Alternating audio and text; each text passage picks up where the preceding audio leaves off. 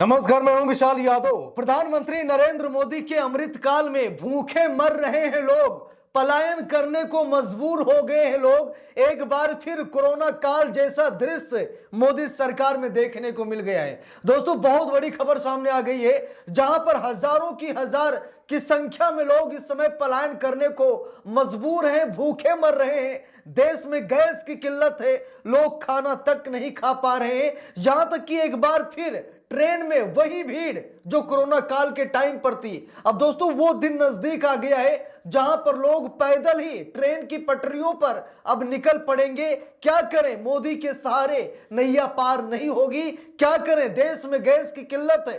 अभी तक किसी तरीके से लोग अपना जीवन यापन कर रहे थे, लेकिन अब बिल्कुल कंपनियां, बड़ी बड़ी फैक्ट्री, यहां तक कि लोगों की रसोई में गैस सिलेंडर नहीं है। चलिए ठीक है, गांव की बात अलग है, गांव में लोग किसी तरीके से मैनेज कर लेते हैं, लेकिन शहर में क्या, बिना गैस के खाना कैसे बनेगा। अब दोस्तों, जो शहर में लोग हैं वो गांव की तरफ भागने लगे हैं। अब ट्रेनों में जगह नहीं है, लोग जो गर्मी की छुट्टी आने वाली है, लोग ट्रेन की टिकट बुक कराना चाह रहे हैं, लेकिन टिकट ही नहीं बुक हो रही क्योंकि इतनी भीड़ है। एक बार फिर प्रधानमंत्री नरेंद्र मोदी ने देश को भुखमरी के स्टेज पर लाकर खड़ा कर दिया है। अगर प्रधानमंत्री नरेंद्र मोदी खुल्लम खुल्ला इजराइल का समर्थन न करते तो हमारे जो जहाज फंसे पड़े वो जहाज अब का कब तक निकल आते और इतनी बड़ी हमारे देश में त्रासदी ना मचती। अब दोस्तों, यहां पर देखिए, जनसत्ता की रिपोर्ट है और लिखा भी है, भूखे मर रहे हैं, गैस नहीं मिल रही है, फैक्ट्रियां भी बंद हो गई हैं, एलपीजी की किल्लत से घर लौटने को मजबूर हजारों मजदूर। देख लीजिए, हजारों मजदूर मजबूर है अपने घर लौटने के लिए। लिखा भी है, पश्चिम एशिया के तनाव का असर सूरत में दिख रहा है, जहां गैस संकट के चलते प्रवासी मजदूर घर लौट रहे हैं। पश्चिम एशिया में जारी तनाव का असर अब भारत के औद्योगिक शहरों तक पहुंचता दिखाई दे रहा है। गुजरात के सूरत में गैस आपूर्ति प्रभावित होने के कारण बड़ी संख्या में प्रवासी मजदूर अपने अपने गांव की ओर लौटने को मजबूर हो गए हैं। स्थानीय स्तर पर एलपीजी गैस की कमी ने छोटे उद्योगों और फैक्ट्रियों पर भी असर डाला है। एलपीजी गैस की कमी के चलते कई फैक्ट्रियां अस्थायी रूप से बंद हो रही हैं। मजदूरों के सामने रोजगार और रोजी रोटी का संकट खड़ा हो गया है। समाचार एजेंसी एएनआई से बातचीत में प्रवासी मजदूर सचिन ने बताया, हम गांव जा रहे हैं क्योंकि पिछले कुछ दिनों से गैस नहीं मिल रही है, हमारी कंपनियां भी बंद हो रही हैं, इसीलिए क्या करें, भूखे मर रहे हैं तो वापस गांव जा रहे हैं, हमारे पास पैसे नहीं है इसीलिए वापस लौट रहे हैं। कोशिश की गैस पाने की, लेकिन सब अपना अपना देखते हैं, यहां कोई मदद नहीं कर रहा है। गैस सप्लाई शुरू होने पर ही लौटेंगे, बहुत लोग वापस जा रहे हैं। सचिन ने आगे बताया कि 4-5 दिनों से ज्यादा परेशानी हो रही है, 500 रुपये लीटर गैस मिल रही है और पैसे भी नहीं है, इसलिए गांव जा रहे हैं। जरा सोच कर देखिए, अगर गैस कहीं मिल भी रही है तो 500 रुपये लीटर गैस, जरा अंदाजा लगाइए, 500 रुपये लीटर गैस मिल रही है, जो गैस अमूमन 80, 90, 100, 110 इसके आगे नहीं मिलती है। ठीक है, ये शहर दर शहर, ये मतलब अपने हिसाब से रेट बदलता रहता है, लेकिन अब 500 रुपये प्रति लीटर गैस बिक रही है। भैया 300-400 रुपये दिहाड़ी कमाने वाला व्यक्ति 500 रुपये में गैस कैसे भरा पाएगा। है समस्या ना, बड़ी समस्या है। इसीलिए लोगों ने क्या किया कि पलायन करना शुरू कर दिया, वो शहर छोड़कर गांव जा रहे हैं। कारण यह भी है कि कंपनियां भी बंद हो रही हैं, बड़ी बड़ी कंपनियां ठप हो रही हैं, बिना गैस के देश में काम हो ही नहीं सकता है। और दोस्तों, अब मोदी सरकार ने देश को ऐसे मुहाने पर लाकर खड़ा कर दिया है कि एक बगल कुआं है, दूसरी बगल खाई है, आम जनमानस गरीब जाए तो जाए कहां।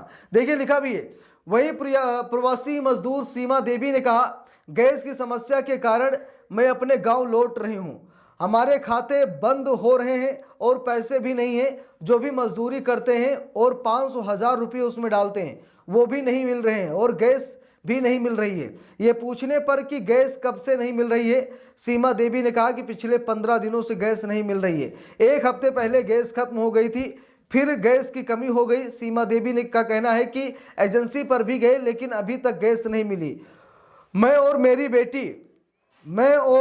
मेरी बेटी जा रहे हैं, जबकि पति और 2 बच्चे यहीं रहेंगे, छोटे सिलेंडर तक नहीं मिल रहे हैं। तो यहाँ पर आप सभी लोग देख सकते हैं किस तरीके से हालात बदल रहे हैं, किस तरीके से लोगों के जज्बात बदल रहे हैं। लोग शहर छोड़ने को मजबूर हैं और कारण स्पष्ट है, वो लोग छोड़ना नहीं चाहते हैं, लेकिन क्या करें, इतनी बड़ी मजबूरी है कि वो लोग कुछ समझ भी नहीं पा रहे हैं। देखिए लिखा भी है, सीमा देवी ने बताया, आप सभी लोग दर्द और तकलीफ देख लीजिए, ठीक इन लोगों का। सीमा देवी ने बताया कि हम उपले लाकर खाना बना रहे हैं।